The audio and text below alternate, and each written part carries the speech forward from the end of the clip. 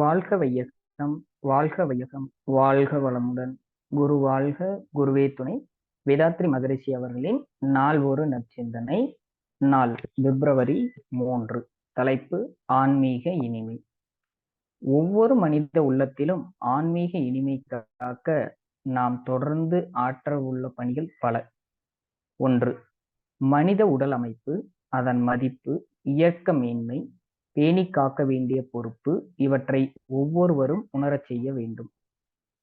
உடலுக்குள்ளாக இயங்கும் உயிர், அதன் மதிப்பு, இயக்கச் சீர்மை, விளைவுகள், இவ்வுயிரை ஒழுங்காக இயங்கச் செய்ய நாம் தெரிந்து கொள்ள வேண்டிய நெறி முதலியவற்றை எல்லாரும் உணர வழி செய்ய வேண்டும்.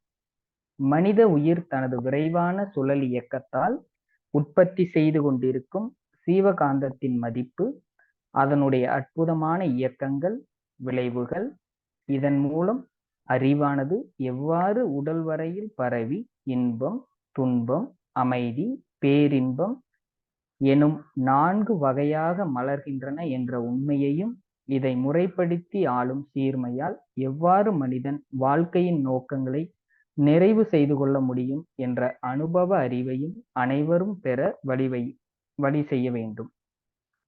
ஆதி நிலையில் இருப்பாற்றலாக முற்றறிவாக உள்ள அருட்பேராற்றல் எவ்வாறு உயிர் மையத்தில் இடம்பெற்று சிற்றறிவாக இயங்கி அனுபவ தெளிவால் பேரறிவாக முழுமை பெறுகிறது என்ற மறைபொருளை மக்கள் உணர வழி செய்ய வேண்டும்.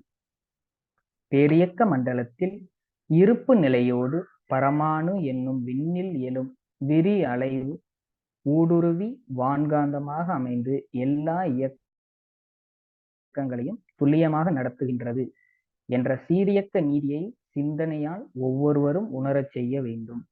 அருட்தந்தை வாழ்க வளமுடன்.